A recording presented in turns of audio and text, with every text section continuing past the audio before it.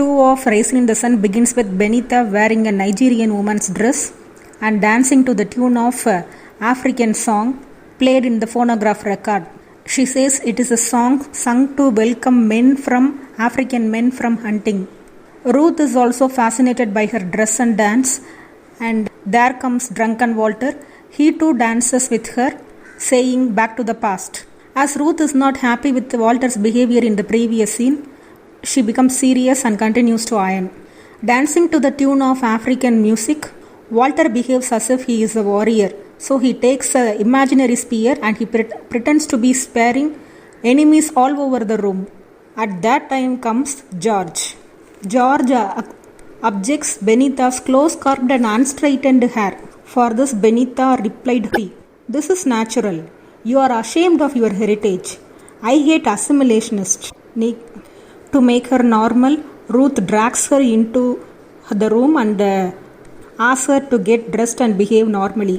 Then Benita returns in cocktail dress and earrings with natural hair. She leaves with George. Then comes the conversation between Walter and Ruth, that is the husband and wife. Ruth complains Walter of thinking only about his banking business. For this, Walter harshly replied, "You are mourning, praying and having babies all the time, and who even cares about you?" For this, Ruth felt sad and she tried to recollect him how they used to talk when Travis was born. After that, they express their love for one another. Mama has gone to buy a house in Claiborne Park without telling anyone in the house with the money she has received from the insurance company. Walt does not know that money is spent on buying a house. So now Mama enters home now and calls Travis and informs him of her buying a house, that is a 3-bedroom house in Claiborne Park. On hearing that it is bought in Claiborne Park, Walter exploded because there are no colored people living there. Mama explains the reason for buying a house in the Claiborne Park because in other places the house cost twice. On hearing this new house bought, Ruth is very happy because there is a whole lot of sunlight there. Mama tries to convince Walter, saying, "Our family was going backwards, talking about killing babies. I think you would understand I did the right thing." But Walter ironically comments, "You are the head of the family. You run our lives as you want. It is your money. You did what you wanted with it. You were talking about your children's dreams, but you butchered my dream." And he exists. In the next scene, we find Benita not showing interest in George, as he stresses her not to apply her studies in her thoughts. After his exit, Mrs. John enters and she comes with the newspaper under her arm. Shows the news of Negroes bombing the places where white people live. And she says, you are moving to Claiborne Park, so there will be a news in the paper, Negroes invade Claiborne Park bombed. But I pray that should not happen. From the scene, we understand how Negroes are unwelcomed in the white people's existence. Then there comes a phone call from Mrs. Arnold. Ruth learns of Walter's absence at work as a cab driver for 3 days. When Walter was asked about this, he didn't give proper reply to her.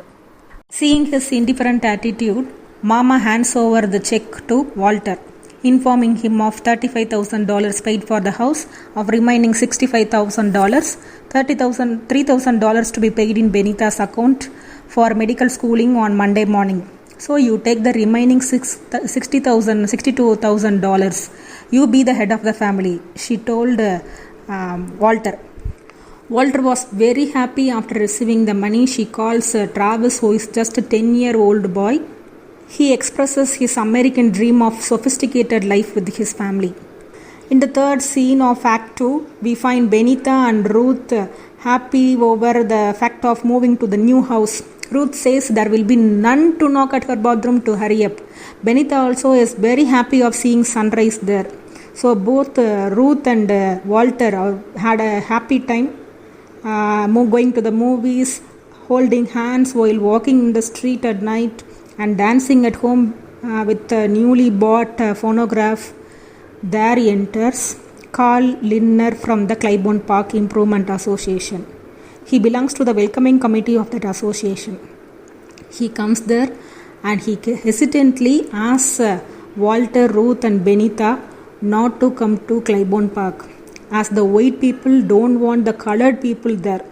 He says, Negro families are happier when they live in their own communities. He is ready to offer the money Mama has given to buy the house, but Walter drives him away. This tense scene is removed by the following scene, in which Mama is presented gardening tools and Travis presented Mama a wide gardening hat.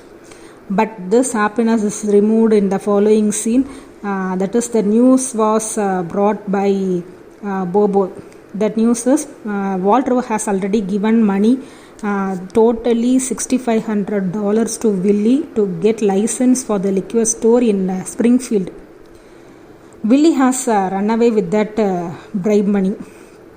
When Walter listens to this, he turns madly as if he is looking for Willie in the same room. He cries, Willie, Willie, don't do it. I trusted you.